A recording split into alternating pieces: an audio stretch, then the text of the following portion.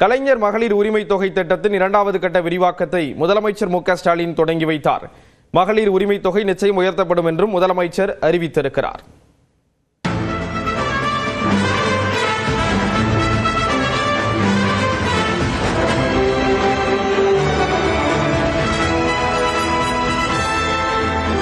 குடும்ப தலைவிகளுக்கு மாதம் 1000 ரூபாய் வழங்கும் கலைஞர் மகளிர் உரிமை தொகை திட்டத்தை 2023 ஆண்டு செப்டம்பர் 15ஆம் தேதி முதலமைச்சர் மு க ஸ்டாலின் தொடங்கி வைத்தார்.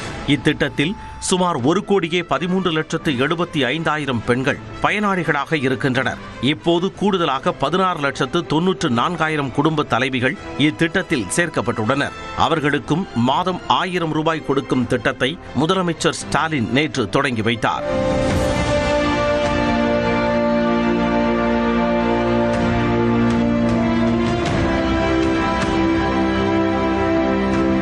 கோடியே 30 லட்சத்துக்கு மேற்பட்ட பெண்களுக்கு இந்த தொகை போய் சேரப்போகிறது. கலைஞர் மகளிர் உரிமை திட்டம்.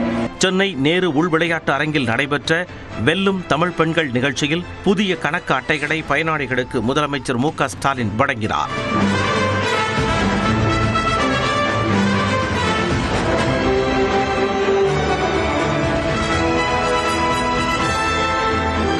முன்னதாக பிரம்மாண்ட கலை நிகழ்ச்சிகளுடன் விழா கோலாகலமாக தொடங்கியது.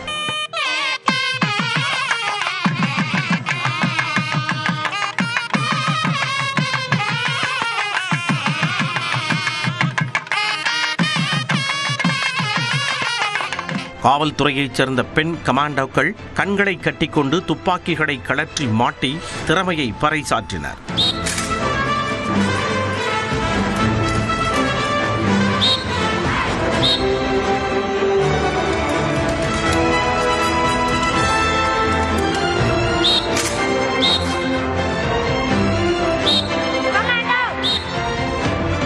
இதைத் தொடர்ந்து நிகழ்ச்சியில் பேசிய முதலமைச்சர் மு க ஸ்டாலின் மகளிர் உரிமை தொகை மாதம் உறுதியாக கிடைக்கும் என்றும் நிச்சயம் உயர்த்தப்படும் என்றும் கூறினார்.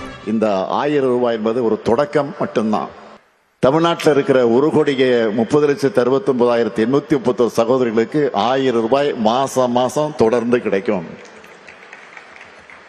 தலைநிவரும் தமிழ்நாட்டில் பெண்கள் உயர்ந்து நடைபோட நிச்சயம் உரிமை தொகையும் உயரும், பெண்களுடைய உரிமையும் உயரும்.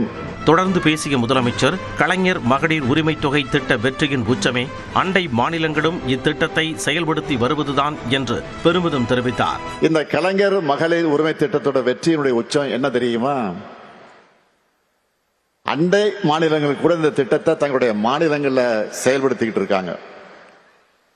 இன்னும் சொல்றேன், மக்கள் நல திட்டங்களை இலவசங்கள்னு கொச்சைப்படுத்துறவங்க கூட இந்த திட்டத்தை அவங்க மாநிலங்களை செயல்படுத்த தொடங்கிட்டாங்க.